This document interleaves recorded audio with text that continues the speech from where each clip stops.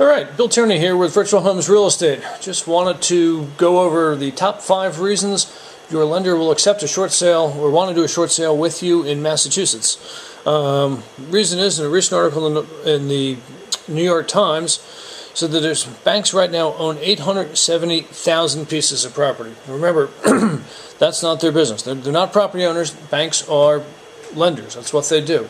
And there's another 1 million properties in foreclosure. So I think the bank's appetite to own more property isn't there. It doesn't exist. They don't want to do it.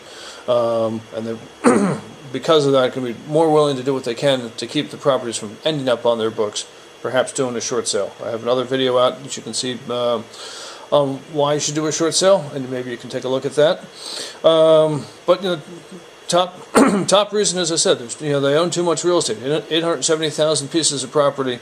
That's an awful lot if you divide that by the 50 states, and I can tell you there's not as many per capita in Alaska as there are, say, in Florida. And second reason, which I sort of previously stated, banks don't own real estate. They don't want to own real estate. That's not their business. Third reason is the cost of foreclosure.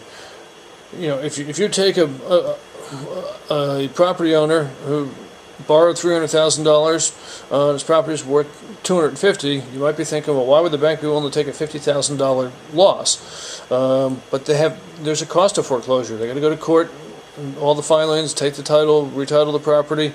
That can cost tens of thousands of dollars and take time. And time is the fourth reason. It takes time. From the time the bank forecloses, conventional logic is it's over a year before they're out of that property.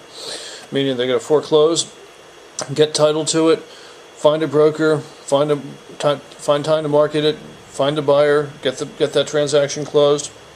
That takes over a year. That's a year they don't have that capital to lend out. So it's a year of a non-performing asset for them. And lastly, after time is the cost of owning it. If the bank takes title to a property, they're responsible for the taxes, any homeowners association dues. They're responsible for the cost of carrying it, the maintenance. And remember, or quite commonly, if anyone's ever seen a bank-owned property, they're not in the best of shape. The seller's already been financially stressed and probably has put off their maintenance. So that lack of maintenance or deferred maintenance starts to rear its head. You get leaky roofs, the vandals come in, take the copper plumbing I've seen in lesser neighborhoods. You combine that all with a property that sits empty and whatnot, and the property devalues itself. So now, if they had foreclosed on that property that I mentioned before, because the guy could sell it at $250, but he owed $300. They're going to get well south of $250 after all the maintenance is done. So again, just recapping, there's 5 reasons your bank's going to want to talk to you about doing a short sale, and you want to work with a qualified short sale broker who knows the ins and outs of how to do that.